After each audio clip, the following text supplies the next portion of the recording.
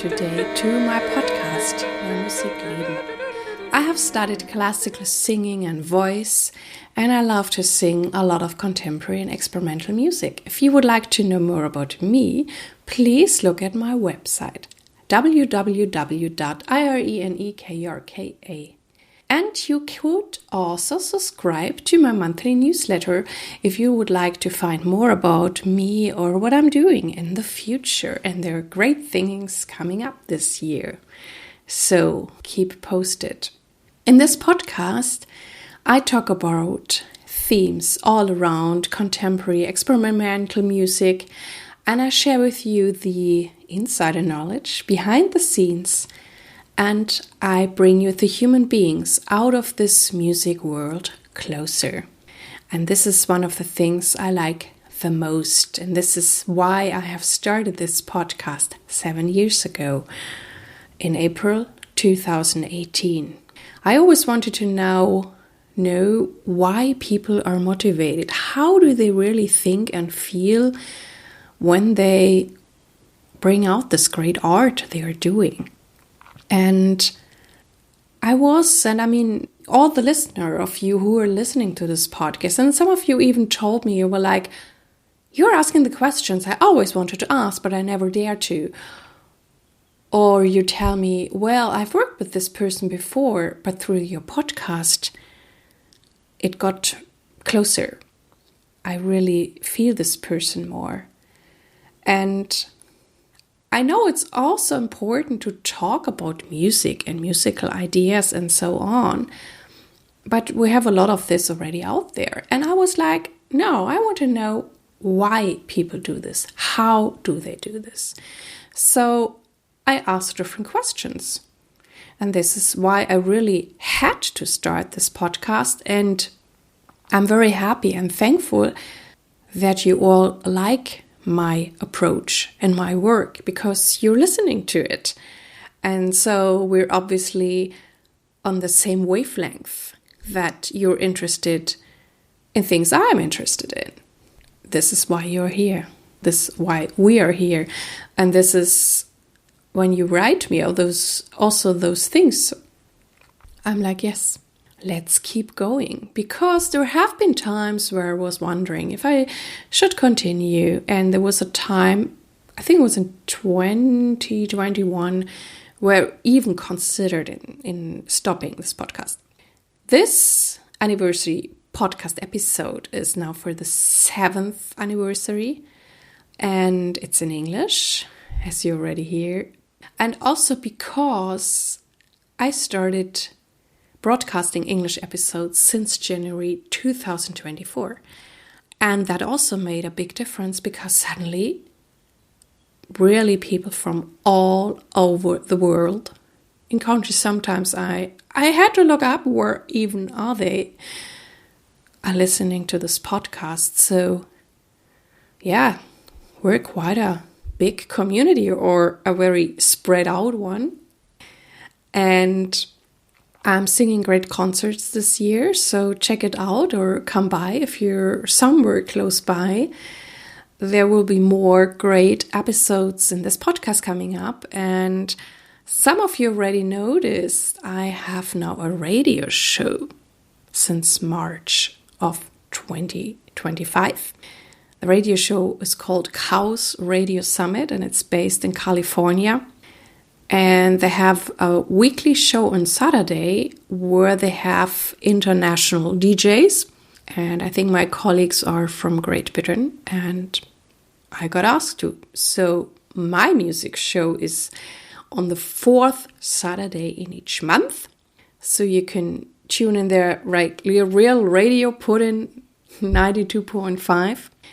Or they also put it then later in a format, I think it's also kind of a podcast format where you can listen to this. And there I really present great and interesting music to you. I'm cooperating with the NMZ, Neue Musikzeitung, a very, very wonderful and an important German music paper here.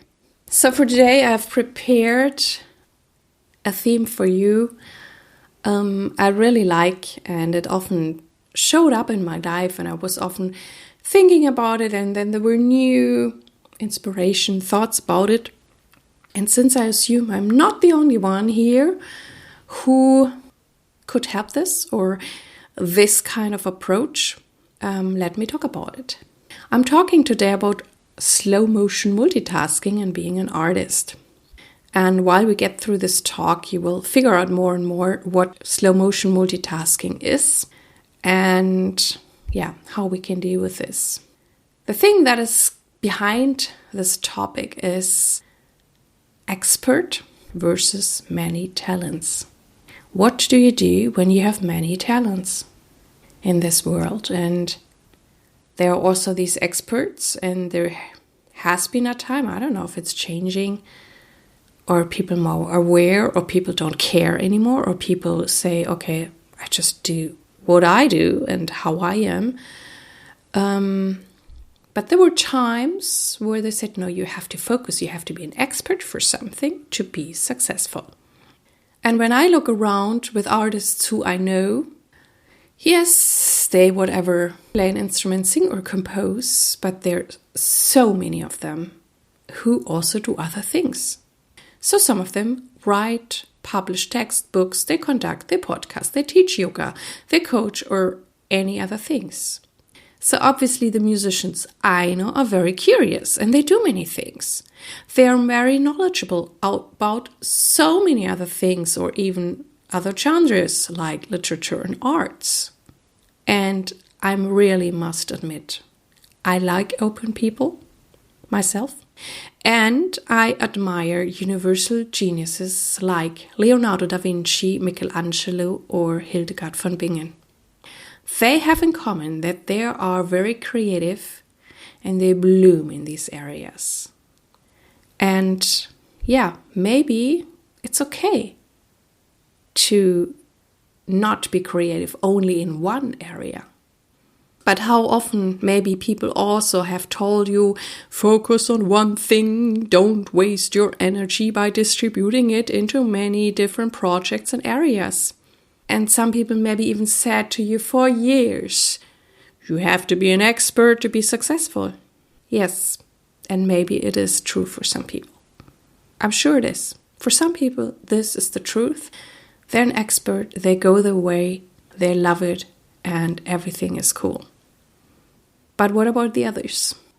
And today I also will talk about very famous examples like Albert Einstein and Charles Darwin, who lived all their talents and how it was even their strength and maybe their superpower. And since I'm also one of these multi-talent artists and humans, I was glad that when I found out and heard the TED Talk by Tim Harford, made me realize nothing is wrong with me and that I can and stay and maybe should stay on my path. Before we get to this, how he defines slow motion multitasking, let me share with you my story. I got trained as a classical singer because I wanted to be an opera singer. I went to universities in the United States and Canada and received my bachelor and master. Interestingly enough, in the bachelor degree, I had other subjects next to my music lessons and classes. Geology, math, the female and male role in Greek and Roman Empire. And I realized that I really enjoyed it. It did not hinder me in my music making. Oh yes, I had to learn to manage my time. And that was the best learning I got for myself. I got a real good time management while I was studying in the United States. And I could feel back that these other subjects also inspired me, and also inspired me in my singing and made me more whole. Then I came back to Germany, I started building my career, and I learned two things.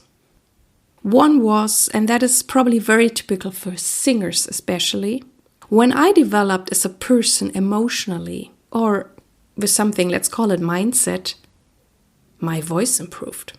Wow! There is a strong connection for singers because we sing with our body and our whole being. So then I got interested in psychology, mindset, Alternative healings because I wanted to become a better singer.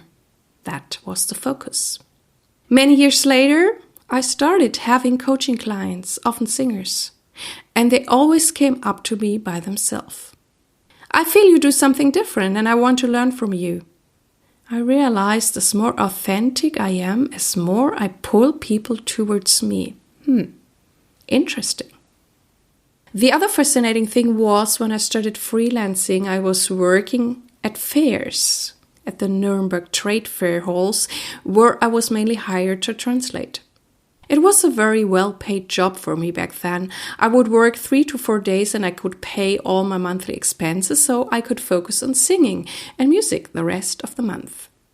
And I got to know many different companies in all areas like medicine, computer, science, handcraft, food, and so on.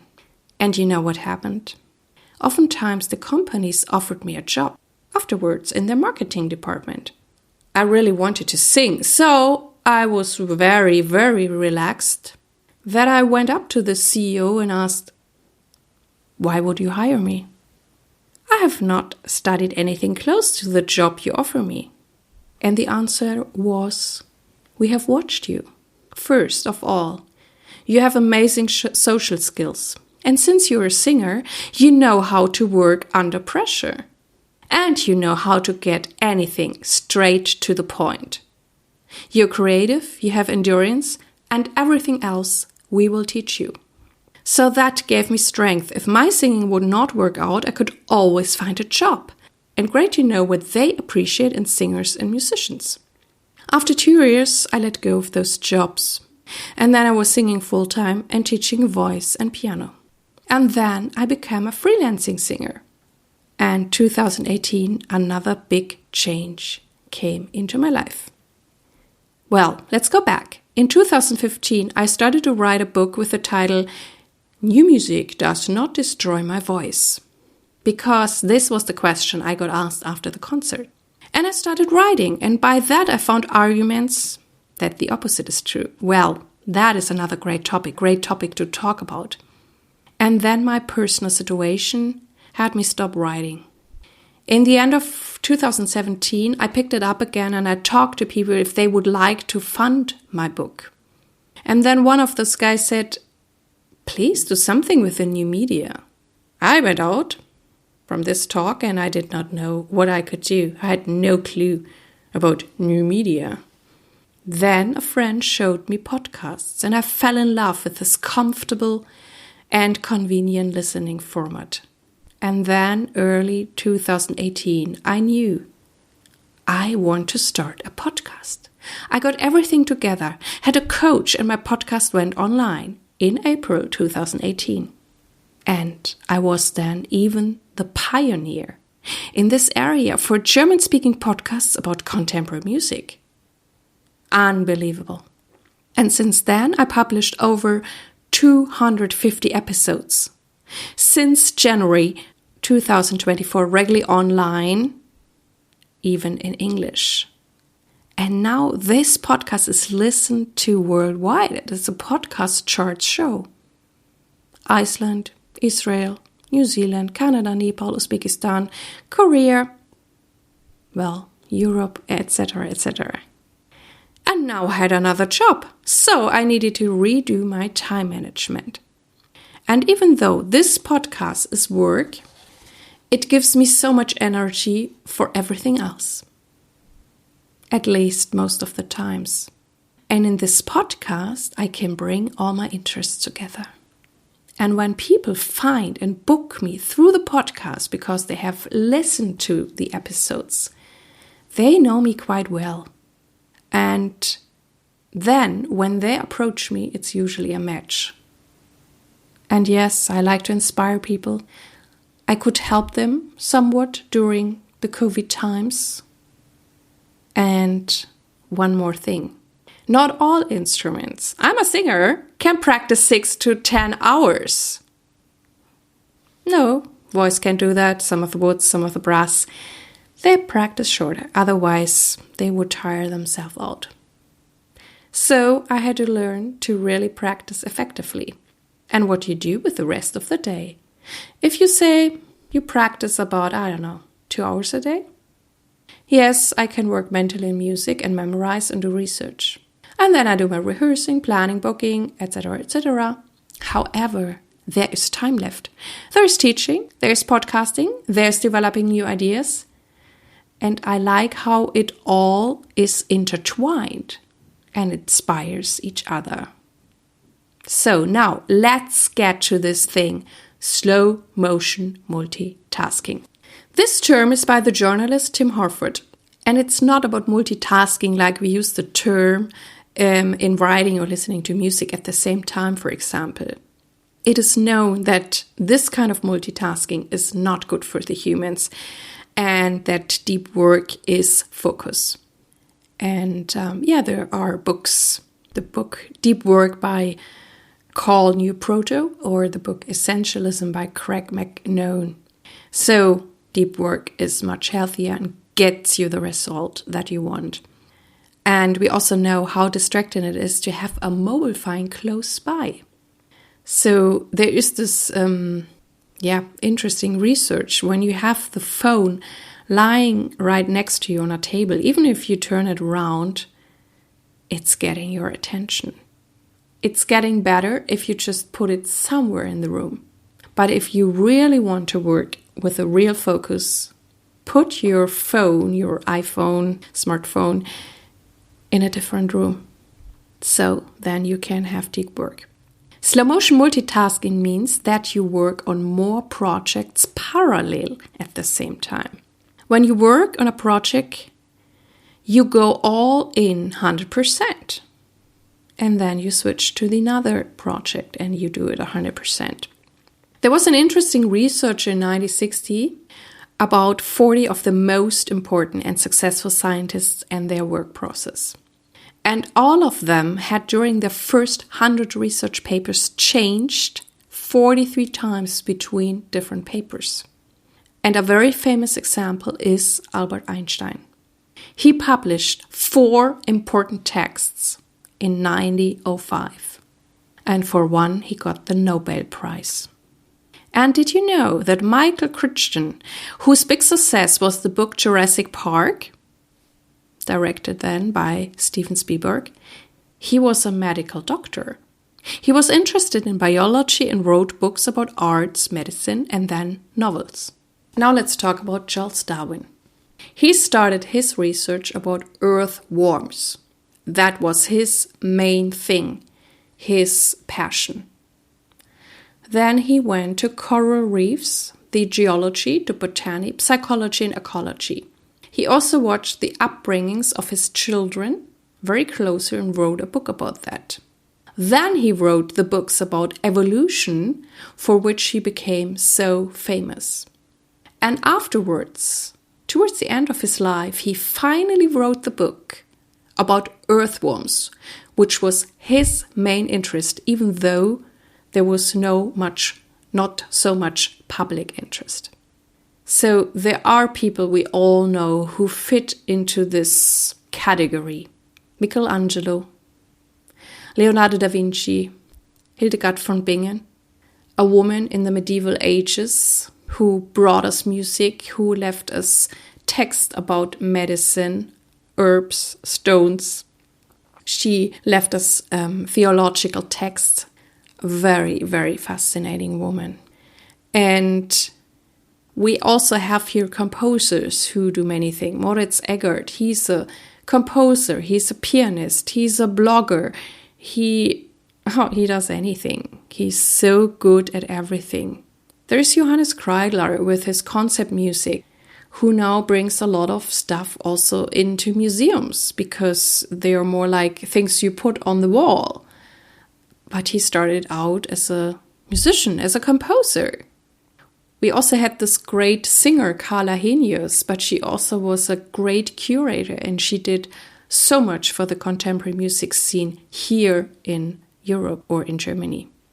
So what can be the advantage of slow motion multitasking? You get inspiration from outside and from everywhere for new projects or projects you're already working on. So when you're stuck with one project, you can switch to something else, and later on you might solve and continue with other projects as well. I personally like it when inspiration comes from everywhere, what I'm working on, and how it leads to another project, text, podcast, performance. And it keeps me in a nice flow. For me, it is important to say, not only the experts are great, also we multitasker who handle different projects at a time. And most important, pick what resonates with you. Do not try to be something you're not. So we talked about one of my favorite themes, and thank you so much for listening. Thank you so much for tuning in. I wish you all the best.